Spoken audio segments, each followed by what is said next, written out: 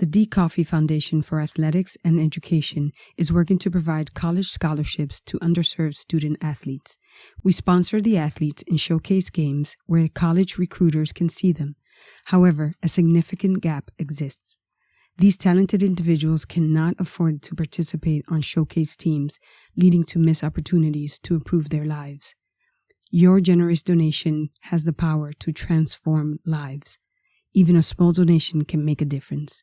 Please consider donating at extremeballers.com/donate. The Broken Brain.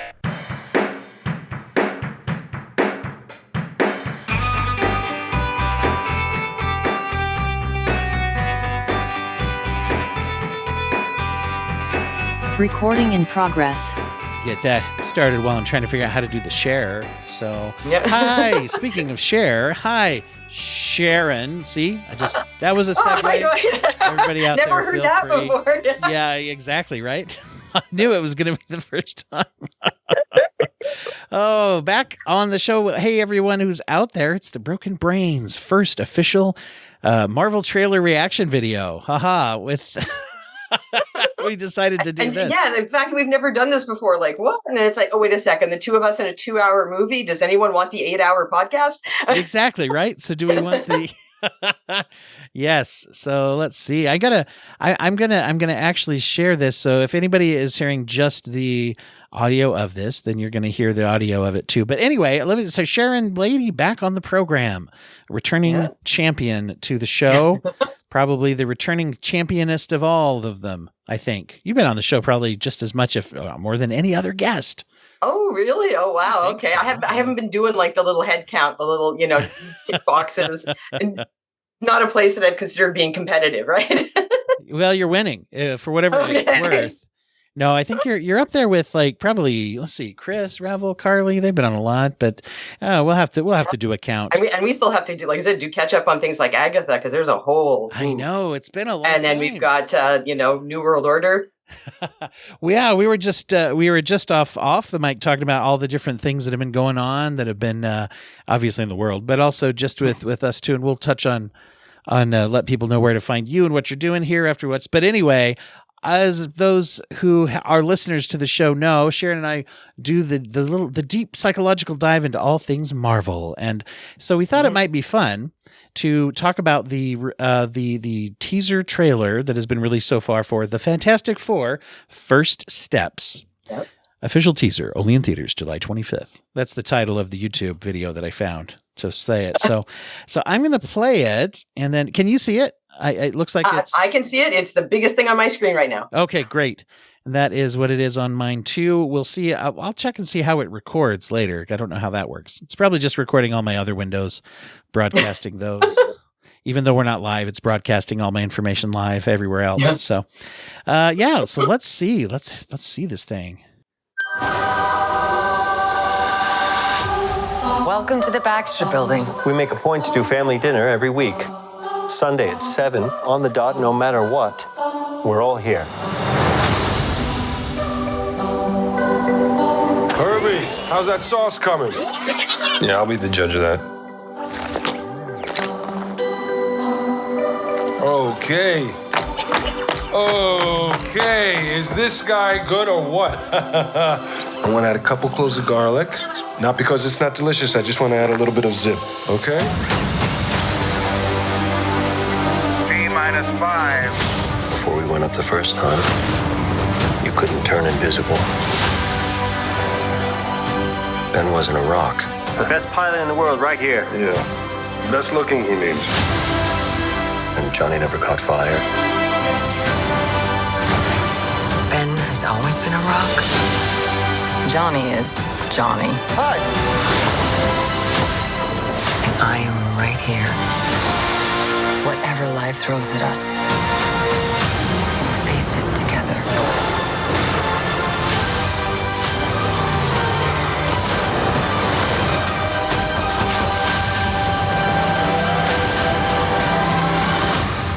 As a family.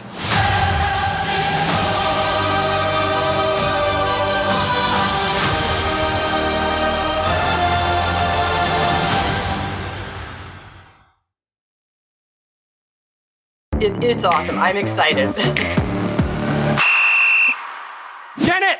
When's the last time you had a vegetable? Now I can't hear you. Yester Tuesday month. Damn it, Janet! Meet Groons, a daily pack of 8 delicious gummies filled with all the essential vitamins, minerals, and superfoods you need to thrive. But don't I need like over 60 essential nutrients? Vitamin C, D, zinc, copper. Oh God, it's so much. Hearing what? Janet, my little superstar. Groons has all of that. And from whole food ingredients you can actually read, not some crazy chemical comp. Playing, but I closed out the window. Ooh, okay. No, I don't have that. But yeah, that's there we go. Got it back. There we go. This is going to be all kinds of screwed up. All right, it's back now.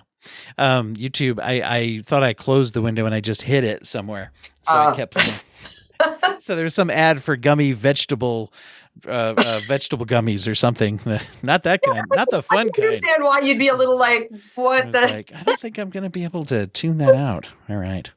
Yeah. Okay, so there we go. So that was the trailer. For anyone who has not seen it, if you just got the audio there, or if you're watching this, then you saw it. But just a minute and a half of video, and so there's a lot of things I'm excited to hear your thoughts about it. I know that for years and years, there's been this ongoing joke about amongst the world of superhero movies. There's two things that have been notoriously hard to nail. One is Fantastic Four and one is Superman, in a way that like unifies. There's certainly been Superman movies that some people like, but they always say, so the joke has always been that the best Superman movie ever made is The Iron Giant, and the best Fantastic Four movie that's ever been pulled off is The Incredibles.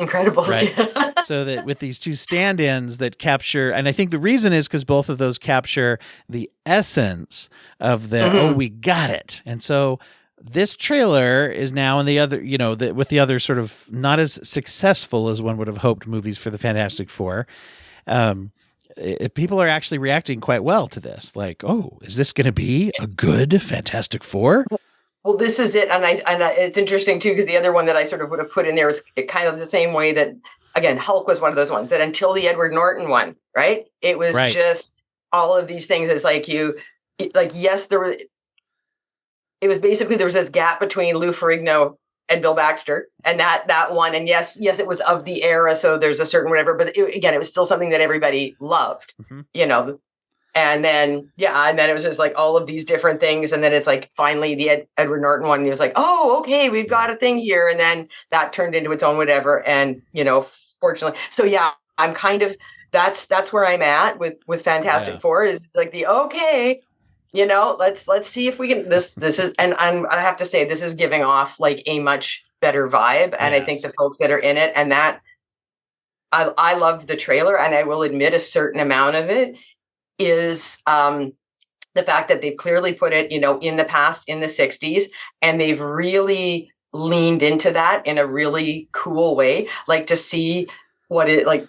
If it's not, I'm pretty sure the props department weren't able to get like an Alexander Calder mobile to put in with the authentic Saarinen, decor in that living room. Yes. But they've done an awesome job with their mock-ups. And so it's just like right in there, the things like the feel of like that 60s, 70s television screen feel, not just the shape, but like all the stuff that you see within the spacesuits.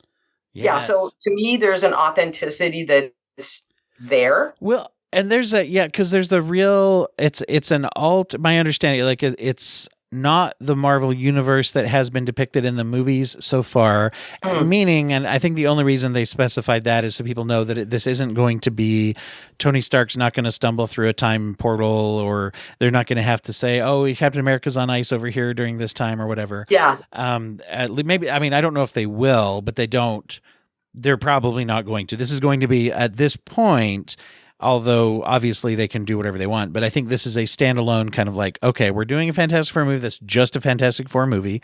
You don't have to worry about anybody else right now. And it's not 616, and we'll see where it connects later on if necessary, or explain why Robert Downey Jr.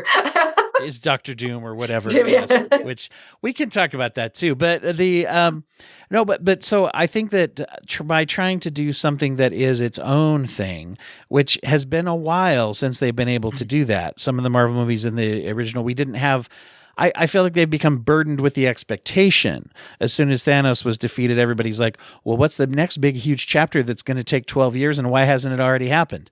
And so it kind of, those kinds of things, even though I'm still a big, me, anybody who listens knows us, we like all the Marvel stuff pretty much. We haven't had one that we've hated. But, to be able to do that and to try this in a way that's kind of new, but also going back to the old school roots, which is really cool. And to say this is an alternate 1960s so that it also can be more sci-fi, like the way sci-fi stories that were written in the 1960s, which is what the Fantastic Four is a sci-fi story that was written in the 1960s originally, right? Yeah, and it's got that vibe, everything from in Fantastic Vision, the redo of the Marvel logo, again, in the style that's like all of those things, like all of those nods. And again, that idea that it's a standalone, you don't have to have that baggage. And again, an authenticity that I don't think was there in the other ones. I think the previous iterations, when anybody's tried to do this, it's sort of putting it in, a fictitious present, which in a sense kind of guts it of, again, that very sci-fi, this is the era of the Jetsons and all these other kinds of things. So like lean into that. Yes. Well, so like those cars with the fins, like, yes, that was awesome. I saw that. One of the things that I was going to mention, I'm not going to get too much into, I'll just say I think it's dumb. I won't get into the concern people have with Pedro Pascal having a mustache because I think that's stupid. I don't even want to go there. I think at worst that's code for having other reasons that they're concerned with the casting. And at best it's just dumb. But because nobody in the 60s or 70s had facial hair. Yeah, exactly. Especially not just he had a half a beard at this, anyway. So speaking of the thing about the thing, I really like what we see of the thing in this. And I've seen some people that are like, I expected him to sound more like he did in, say, the old cartoon. They expect him to be a little bit more of that, hey, forget about it, I'm the thing, kind of thing. Right there. I'm going to use the word thing way too much when I'm talking about a character named the Thing. Right? Yeah. When is it capital T and when is it small t? I could say Ben also, but and interestingly enough, the voice doesn't bother me really at all. He sounds like a New Yorker. He sounds like whatever. But I think and we have only heard 2 lines of dialogue, but people are making a deal of like, I don't know if that's what I think Ben should sound like. For me, the little glimpse we get, and number one, I'm sure is a purposeful joke, because this is what's his name, Ebon Backrack, is that how you say his name? He's the guy from The Bear, and he's cooking and critiquing spaghetti sauce, right, in the trailer. So I'm sure that's a purposeful joke. But the thing is that Ben Grimm is he's not an orange Hulk. And I think people think, he's just a big, strong guy like the Hulk, and that's his whole thing. But he's got a whole different story to like, he is a soulful individual. This is at least my, takeaway from the Fantastic Four in the stories, is that he's a soulful individual. He's very deep emotional. He has this kind of like shame and self-loathing with not only looking like he looks, but being this creature that he can't change back and forth, at least not in most of the stories. Yeah. And so right away, I get the idea that here he is, he's with his family making dinner, kind of critiquing, and he's also, I don't want to hurt the robot's feelings, about you don't put enough garlic. Exactly. I just like what we're setting up here, I think. Oh, I think so too. I think it's one of those things where, I guess I look at it as it's kind of that updating, but staying within the spirit of it. Like we've had issues before where, again, Marvel may have been progressive relative to the other things going on around it, but that may or may not have aged well, or, doesn't resonate the same way. And so, I mean, look at the whole update on Shang-Chi, for example, from, again, problematic origins is, understatement. And the fact that they, again, did the whole joke thing about it and took those things. And even, again, so it's one of the, and the joke thing from not just the past, but then how they had originally brought in the 10 rings and, in earlier stuff. So it's that, that willingness to, I think, do what anybody shall we say, do in real life. I'm coming at this from, I have learned, yes, I said X. I realize I came from a place of, and I have learned new things, and now I am, da da da da da, and I have no problem making a joke about the fact, I would rather look at it as growth and be able to be, self-deprecating than, and that's kind of how I view this as being, is that it is that thing where, especially too, as somebody that's so self-conscious about his appearance, and that's always been a thing, that idea of being more sensitive to other people. Mm-hmm. So in other words, like, I know what it's like to get picked on, to be bullied, to get kicked, whatever the thing is. So I'm going to be more empathetic to someone else's feelings. And yes, technically it's a machine, right? But then, people see me as a hunk of rock, so I get it. And it's kind of like, even like Beast in the X-Men, like all of these things where there's a perception, issue. And again, even what we've seen with, Hulk's evolution, right? And yes. Professor Hulk. And so these kinds of things. So it's like, oh my God, we're showing male emotional growth. Yes. That's something that I think we don't get enough, because people want to, focus on some of the wrong things or whatever. We don't get enough of that we don't get enough appreciation, I should say, in some of the modern Marvel things. Like when, and you and I talked about this a lot when we did our review of the Falcon and the Winter Soldier. I always want to say the Falcon and the Snowman. That's a different thing. But the Falcon and the Winter Soldier, where you have these like two superheroes that are sitting there talking about racial relations, the complex nature of self-identity, and the need for mental health care. Two men, talking about their friendship and relationship and how these things relate to their lives, right?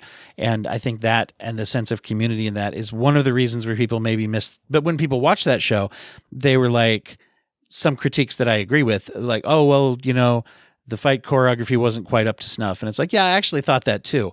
On the other hand, it's like, but you kind of missed the point, where it's like, oh, but there wasn't enough of this. Yeah, I know, but you also kind of missed the point where the sense of the tying of community, the racial relations, especially when it comes to someone who's a veteran, mental health matters for soldiers and first combat responders, which in this universe, the superhero people are first responders in a crisis. They're combat veterans, and all this is appreciated. And so to kind of see that wrapped in. And then and as veterans, and both in military service, shall we say, positive and negative experiences, depending on who your recruiter was and exactly what they did to you. Yes, exactly. And then not being able to get a loan, literally not being able to get a loan from a guy who wants to take a selfie with you, right? And so those things.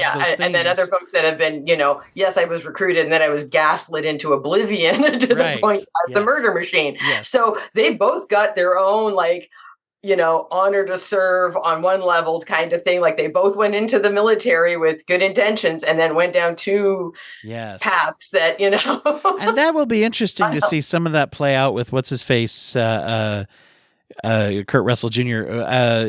We'll see how that, in the Thunderbolts as well to see. But yeah, with these guys, I mean, this is the whole, this is 60s, the space program. Again, what happens? How are they treated? So with Ben, like, again, like, why not have emotional growth? There's Marvel. That's going to be, oh, wait a second, we might have done this. Again, it may have been progressive in general, but we still were kind of, rocking the 20th century male, and there are I don't have feelings thing, And I really think that sometimes we get into these things where the comics really did showcase the one of the things, and I think in the Jonathan Hickman runs in particular, Fantastic Four, you see a lot of the stories were about the communication of the family and emotional calling each other on different things.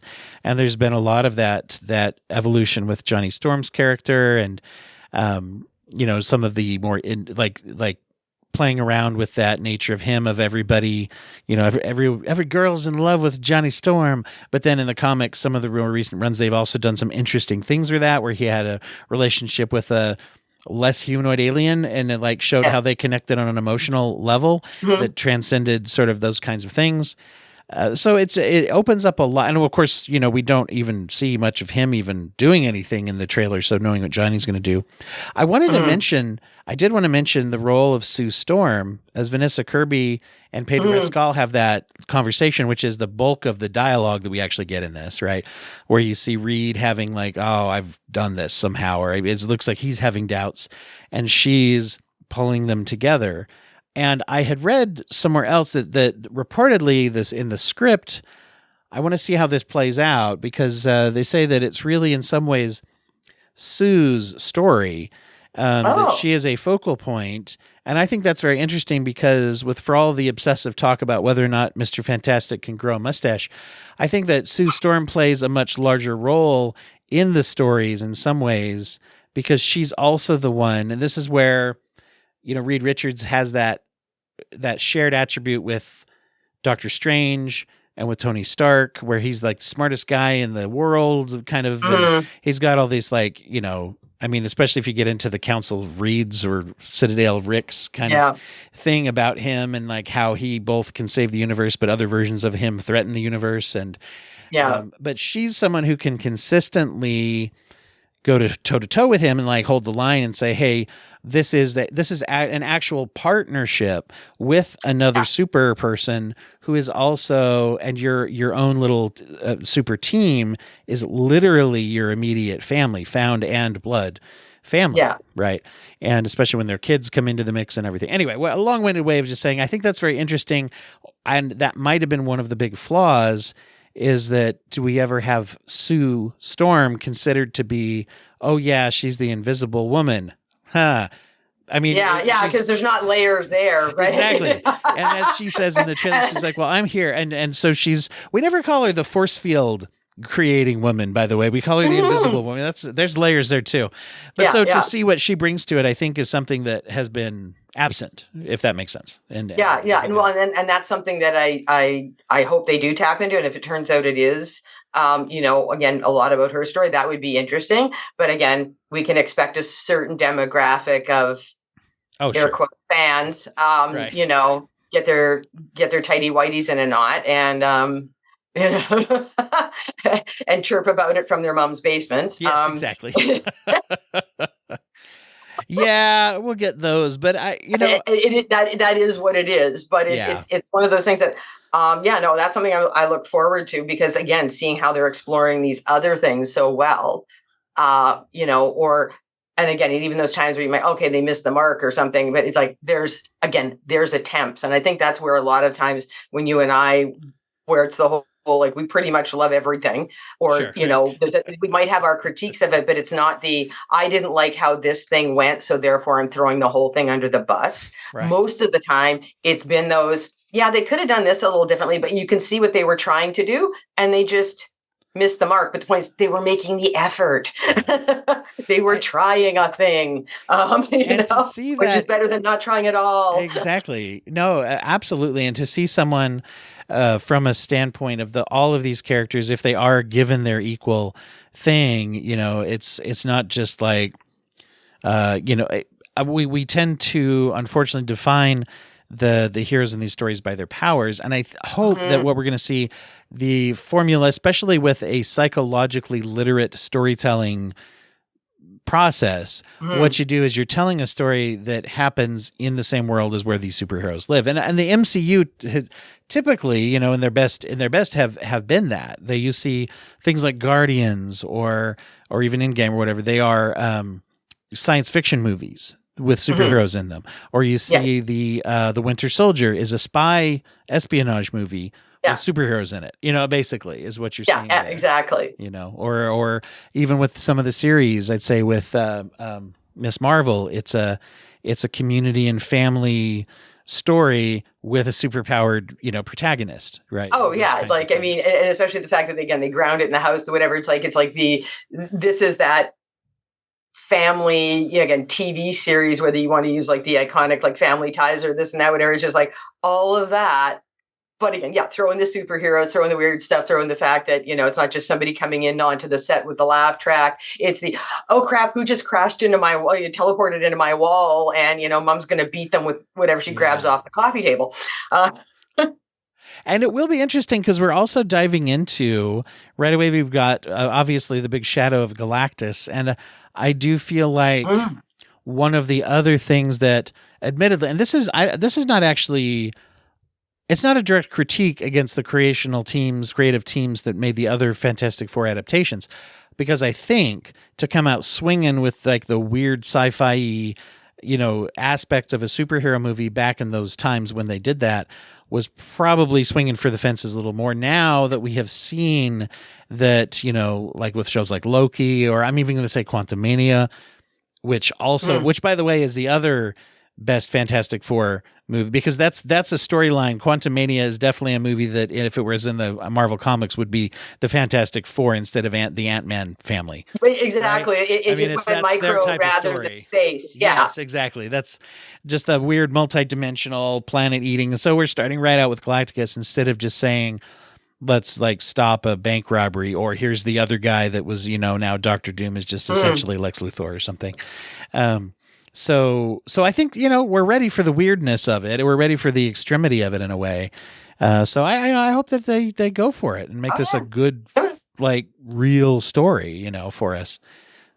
Exactly. No, I'm excited. And I think too, that fact that, again, especially in that shot, that opening shot within the trailer, you're getting, yes, there's a simultaneous vibe of, it's very akin to a Stark Tower, and that, and that looking out, but then you're looking out on a completely different skyline. You've got, yes, you've got your, what looks like the Chrysler building in the background, but then you've got two, again, Seattle needle-like type, again, very space, those types of things. There is one off on the right that's definitely giving me like Eye of Sauron vibes. That little, there's the building off to the right, and you're just like, that little U shape with the little pearl, again, I get it. It's a different world, but it's that idea that you're seeing right there and then that this is not the same New York that is going to have, Daredevil's Hell's Kitchen, or Tony Stark's tower, or, Spider-Man science school, whatever. Like it's yes, it's earlier than those things,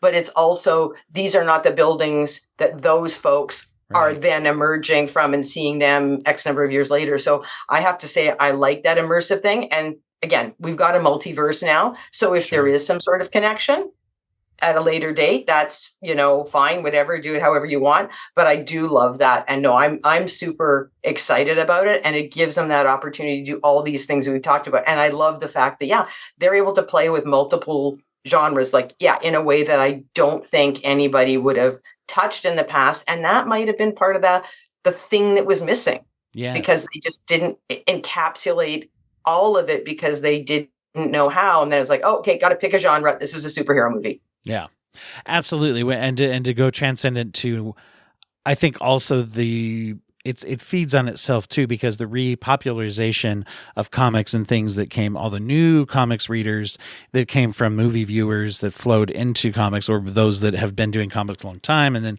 because now it's just essentially, it's like it's another form of that, to where the huge connected, when people, and it is also, I think it's a way to overcome some of the problems people have had, which they said there's so much content and it's all connected that becomes almost like an automatic gatekeeper mechanism that people who want to start watching something Marvel feel very intimidated. And that is, there's a fairness to that. I think it's funny, and we have to be careful, those of us real old school nerds, we have to be careful not to just laugh that away, because that's always been a barrier to people getting back into saying, like, reading comics. I mean, when I went from childhood until in my, I don't know, it's been several years now, but I went back to reading comics I hadn't for years. And I was like, where should I? And I asked friends. I had the benefit of nerd friends to say, hey, I'm hearing people say that there's these new things about modern this take on this character, and where should I start if I want to catch up on, like, I never really got into Green Lantern when I was a kid, but I'm curious about this, and where do I, and so you kind of ask around, but essentially the answer is always like, well, you just kind of have to start, and it'll lead you somewhere if you read enough of it. And now we've got to where the media, like the visual media of the big and small screen, have caught up to where it's like, you kind of have to do the same thing, but trying not to be intimidated by it and embracing the idea that these are a whole bunch of storylines in a very large universe, and it's okay if you don't get all of it. It really is all right. You'll get there. Yeah. And then I think some of the best things have been, and to me, it's always the sort of the mark of something that's going to stand the test of time as well, is that idea, can I bring my friend, relative, whatever, who's not knee deep in this and watch this movie as a standalone, and they don't need to know all the background, because the kinds of, there's something that'll fill in a gap about maybe a relationship or something like that. So they can just come in, watch the movie, and not feel like I missed a thing because I don't have the, at least these following 4 movies behind me, or I haven't watched all 20 some odd or whatever we're at. And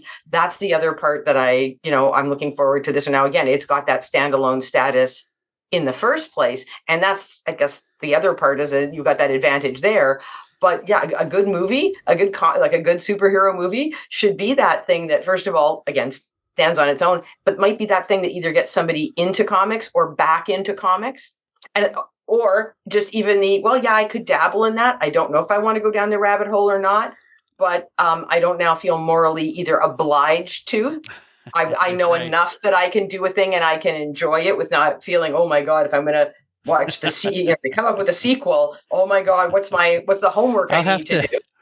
I'll have to pull up I'm trying to remember if I think you met Daryl one time. Oh, I think the three of us did an episode once, but yeah, Daryl Mansell, he has a whole thing that he shared once on in his group. It was the whole Hickman run of Avengers and Fantastic Four, and like pieced together of all of these different, here's these X-Men here, here's these Fantastic Four here. And if you want to read them in this order to get the whole Jonathan Hickman or whoever the illustrator was, whole, like if you want to get a good modern take on the Marvel universe, and man, it's, I got to find that. I should share that on the website. I'll put that up somewhere. Oh no. And that's great. And I think that's the other part too. But you don't have to. Well, I always love those things. I always love to see how people organize them and how it can be useful and what you can take away from it. And if again, one more tool saves me from starting a spreadsheet. Right. And it's kind of like, if you want to just watch it though, if you're not somebody who's I'm going through those, for those who don't know, we're right in the middle of the 2nd season of Severance right now. So that's my, 90% of my waking thoughts, because I listen to like the Severance recap podcasts where Ben Stiller and Adam Scott are talking about the making of the show, and I'll watch the YouTube videos, and I'm like going back and like this and getting all into it. But also it's a good show you can just sit and watch if you're that kind of person. So it's the same thing as like, hopefully what they're doing is a story that's accessible. And as we always talk about on here, one of the things that makes us motivated to share about it is that these are the modern myths and mythos, kind of for our age, as we can look at this and say, this hopefully helps us find a way to connect and make sense of the world around us through the eyes of something and someone who's going through a completely different, even in this case, fantastical journey of their own to play around with different kinds of emotions, values, priorities, thoughts. Exactly. So in a way that a metaphor from Greek mythology, or again, whatever indigenous mythologies, whatever you might come from, or something biblical, all these other kinds of places that people have drawn narratives from. These are things that don't have the same, baggage. You don't have to these are the contemporary things. And as much as somebody might feel that, no, if you don't read these 47 comics first, you know what? I know what everybody knows who Spider-Man is. Everybody knows who's there's enough collective knowledge there that I don't have to read either your 67 comic book reading list that you've given me, nor the Iliad to get your analogy. Yes, exactly. Exactly. Where Matt Damon not that both wouldn't be fun reads, but I should be able to go and just watch a movie, enjoy it. And then if you can draw those things out, again, I get it. The average person is not going to go in and watch them the way we are. But if you can watch them for fun, but then also go, ooh, layers. This is cool. They're bringing more to the equation than just sock, boom, bow, snicked. Well, let's we will be back again together soon to talk. Maybe you know about this movie when it comes out, obviously, but hopefully a few more before then. But tell everybody, we've been on. We haven't had an episode together for a while. Tell everyone where can they catch up with you and follow what you've been doing, or do you know how many of us do you want to have follow you with what you're currently doing? Well, at this point, I'm sort of taking it's trust me, I've been doing in light of, let's just say events post, November-ish. Been doing a lot of things, and a certain amount of that has actually been related to, what's out on the interwebs. So I will admit that I'm kind of, if not closing some things down permanently, at least, going offline for a little bit to refurbish and refocus. So, at this point, I'm pretty much on LinkedIn and on Blue Sky, and that's about it. Well, everything else is in, either in development or going into development, or possibly being shut down, just because, honestly, it's kind of like the movie thing or the 67 comics. It's like, having some sensory overload here, taking some time to focus. And this is one of those, like the common ground places, where it's like not giving this up, not sure what I'm going to do with it, but yeah, so that's where I am for now. And I'm looking forward to something like this, because I honestly think to a time and a place, let's just say this one and Thunderbolts I'm seeing them as both really well, and New World Order are all going to be timely in their own way, even though they've gone into production, shall we say, under, in a different era. Yeah. I do see them being some mental health bastions, flag posts, safe spaces, whatever you want to call them, and that we're going to have plenty to talk about, just as coping mechanisms.